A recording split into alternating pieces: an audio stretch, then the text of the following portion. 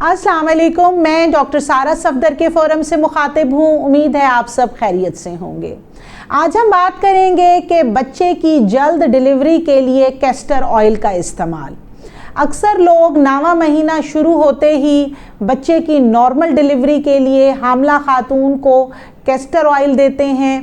पहले ये बहुत ज़्यादा प्रैक्टिस थी कि दाइस जो हैं वो कैस्टर ऑयल हामला ख़वातीन को दे देती थी और घर की जो बड़ी बूढ़ियाँ हैं वो भी कैस्टर ऑयल जो हैं वो हामला खातून को दे देती हैं कि आप कीजिए, इससे बच्चे की पैदाइश की दर्दें शुरू हो जाएंगी। तो क्या कैस्टर ऑयल बच्चे की डिलीवरी के लिए डिलीवरी के टाइम देना ठीक है? क्या ये नुकसानदेह है? आज इसके मुतालिक हम बात करेंगे।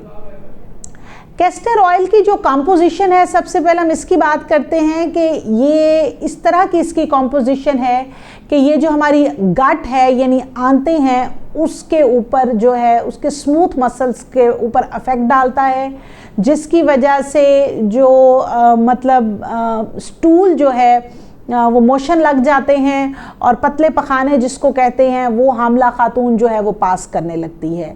इसी तरह से जो यूट्रस है उसमें भी स्मूथ मसल्स हैं। फिर यही कैस्टर ऑयल जो है वो यूट्रस के स्मूथ मसल्स पे भी असरअंदाज होता है, जिसकी वजह से यूट्राइन कॉन्ट्रैक्शन यानी बच्चे की पैदाइश की दर्दें शुरू हो जाती हैं। पुराने ज़माने में जिस किसी को कब्ज़ होती थी उसको भी कैस्टर ऑयल दिया जाता था, क्योंकि इसकी वजह से पेचिस लग जाते हैं या पतले पखाने लग जाते हैं। तो बेसिकली कैस्टर ऑयल बड़ी आंत के ऊपर असरअंदाज होता है।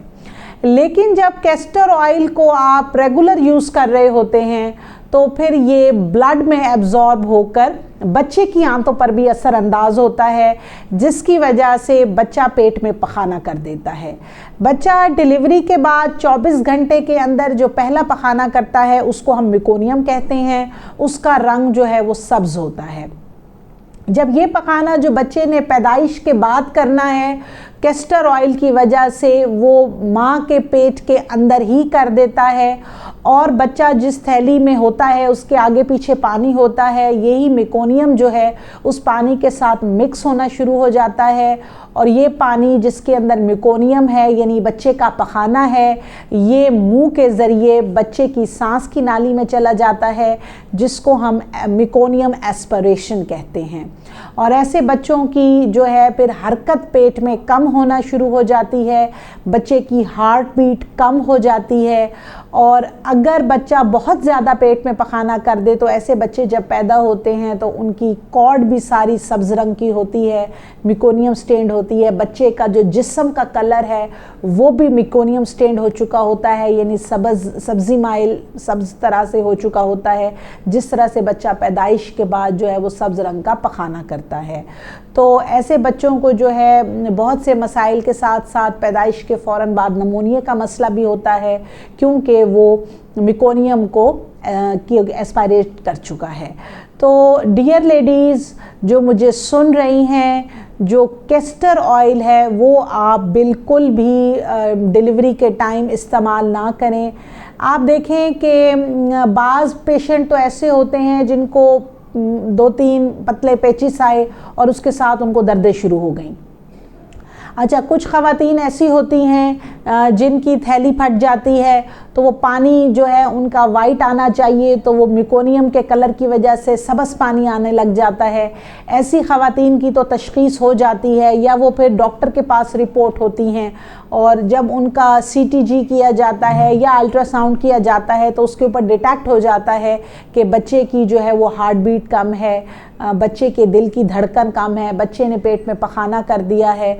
लेकिन कुछ ख़वातीन ऐसी भी हैं जो कैस्टर ऑयल पी रही हैं घर में, लेकिन उनको पेन्स इस्टेब्लिश नहीं होती और वो दोबारा कैस्टर ऑयल पी लेती हैं, बच्चे की हरकत कम हो जाती है, वो हॉस्पिटल रिपोर्ट नहीं होती। तो ऐसे ख़वातीन का बच्चा पेट में पखाना किया हुआ होता है, 2-4 दिन गुजर जाते हैं और उससे पेट में बच्चे को नुकसान हो सकता है, इवन बच्चे की डेथ भी हो सकती है।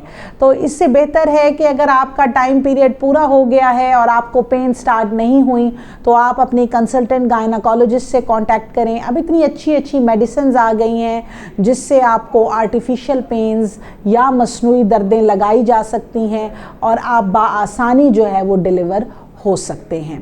अगर इससे मुताल्लिक आपके जहन में कोई क्वेश्चन या क्वायरी है तो आप कमेंट बॉक्स में मुझसे पूछ सकते हैं और ऑनलाइन अपॉइंटमेंट के लिए मेरा नंबर स्क्रीन पे शो हो रहा है।